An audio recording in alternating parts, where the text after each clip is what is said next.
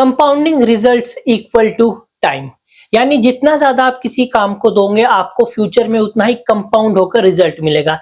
ये चीज हर एक फील्ड में इंप्लीमेंट होती है, चाहे आप किसी काम को कर रहे हो, चाहे आप कोई स्किल सीख रहे हो, चाहे कहीं पर आप इन्वेस्टमेंट कर रहे हो, लेकिन हमारा मेन फोकस रहता है इन्वेस्टमेंट पर। इसलिए मैं यहाँ पर कंपाउंडिंग रिजल्ट को इक्वल करूंगा कंपाउंडिंग इंटरेस्ट, यानी कंपाउंडिंग इंटरेस्ट हमारे को किस हिसाब से मिलेगा हमारी इन्वेस्टमेंट पर।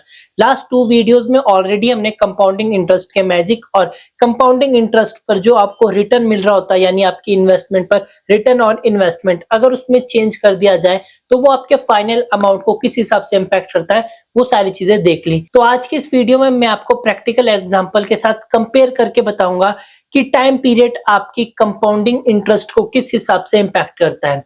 पूरी कैलकुलेशन मेरे सामने प्रिपेयर मैंने की हुई है, लेकिन मैं लास्ट वीडियो का फ्लैशबैक आपके साथ शेयर करना चाहता हूँ। उसमें भी हमने 2 चीजों को कंपैरिजन किया था, एफडी और म्यूचुअल फंड।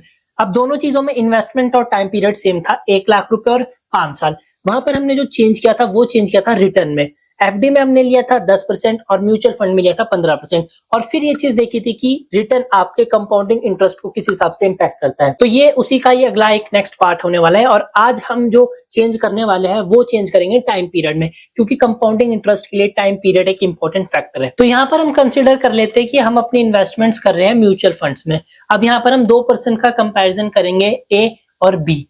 अब यहाँ पर ए और बी दोनों के लिए इन्वेस्टमेंट अमाउंट सेम है, 1 लाख रुपए, और जो यहाँ पर आरओआई यानी रिटर्न जो मिल रहा है वो भी सेम है, 15% हम मान लेते हैं क्योंकि वो इजीली मिल जाता है। चेंज है सिर्फ टाइम पीरियड में, ए के लिए 5 साल और बी के लिए है 10 साल, क्योंकि तभी हम देखेंगे कि किस हिसाब से इंपैक्ट पड़ेगा हमारे जो फाइनल अमाउंट मिलेगा उस पर।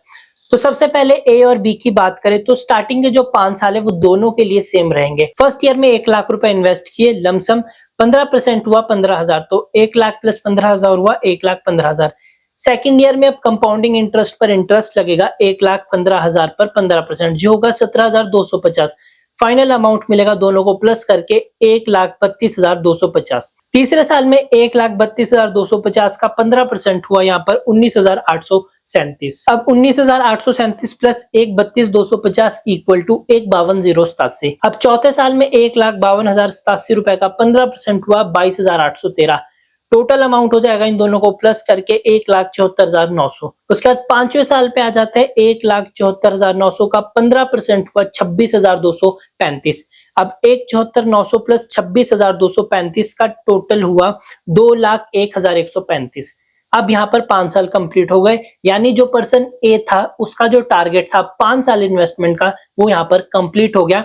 और ए पर्सन ने 1 लाख रुपए इन्वेस्ट किए थे और उसको 5 साल बाद कितने मिले, वो मिले 2,01,135, यानी ऑलमोस्ट डबल उसको यहाँ पर रिटर्न मिल गया 5 साल में। यहाँ पर ए अब मैच से बाहर हो गया। अब आती है यहाँ पर बी की बात। बी थोड़ा स्मार्ट था, उसको कंपाउंडिंग इंटरेस्ट के बारे में पता था, तो उसने यहाँ पर 10 साल के लिए इन्वेस्टमेंट की।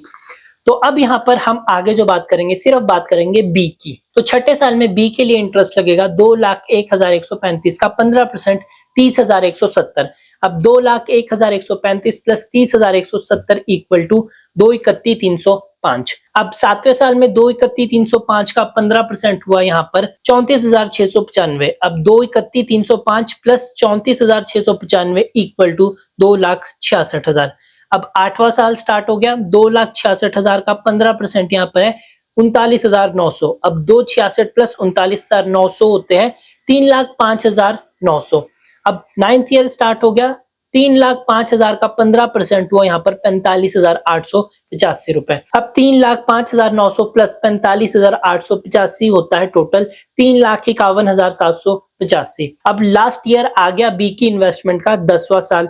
अब इंटरेस्ट लगेगा 3,51,785 पर 15%, वो बनेगा 52,768। तो 10 सालों बाद बी को जो टोटल अमाउंट मिला कंपाउंड होकर वो मिला 4,04,553। अब यहाँ पर बी की इन्वेस्टमेंट भी खत्म। अब दोनों का हम कंपैरिजन करते हैं आपस में।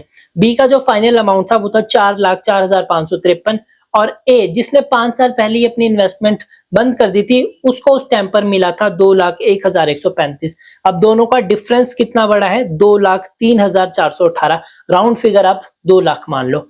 यानी जो ए है उसने 5 साल करके अपनी इन्वेस्टमेंट बंद कर दी, लेकिन बी ने 5 साल और इन्वेस्टमेंट की और सीधा ही डबल अमाउंट।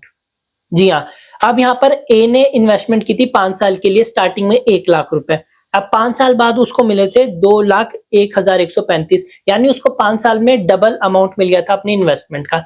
लेकिन बी थोड़ा स्मार्ट था, उसको कंपाउंडिंग के बारे में पता था, उसने 5 साल और आगे की और जो उसको अमाउंट मिला वो ए ने जो फाइनल अमाउंट अचीव किया था 5 साल बाद वो उसका भी डबल हुआ, 4,04,553 रुपए। तो यहाँ पर अब आपको समझ आ गया होगा कि कंपाउंडिंग इंटरेस्ट में टाइम पीरियड कितना इंपॉर्टेंट रोल प्ले करता है। मैंने आपको प्रैक्टिकल एग्जांपल से ये चीज बता दी और ठीक लास्ट वीडियो जो भी इसके पहले ही अपलोड हुई है उसमें मैंने आपको इसी एग्जांपल के साथ बताया था रिटर्न में चेंज करके कि वो कैसे कंपाउंडिंग इंटरेस्ट का जो फाइनल अमाउंट बनता है उसको इम्पैक्ट करता है। तो ये दोनों factors return plus time period important role play करते हैं आपका कंपाउंडिंग इंटरेस्ट के बाद जो फाइनल अमाउंट मिलता है उस पर। अब यहाँ पर एक और चीज मैं आपको बता देता हूँ, ये जो कंपाउंडिंग इंटरेस्ट होता है ये सिर्फ आपका म्यूचुअल फंड शेयर मार्केट पर ही काम नहीं करता, बल्कि अगर यहाँ पर आपने बैंक में फिक्स डिपॉजिट या पोस्ट ऑफिस में फिक्स डिपॉजिट कराई होती वहां पर भी ये काम करता। फर्क सिर्फ वहां पर भी होता, जो आपको रिटर्न मिल रहा है 15 की जगह वो 7 से 8 होता, काम ये वहां भी करता।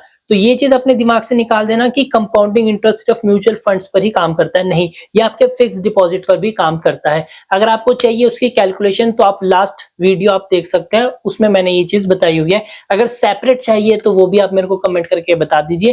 फिलहाल आज की वीडियो में इतना ही। अब वीडियो को लाइक और शेयर करके सब तक पहुंचा दो ताकि हर एक पर्सन को इस बारे में पता चल जाए। फिलहाल चैनल को सब्सक्राइब करें। Thank you.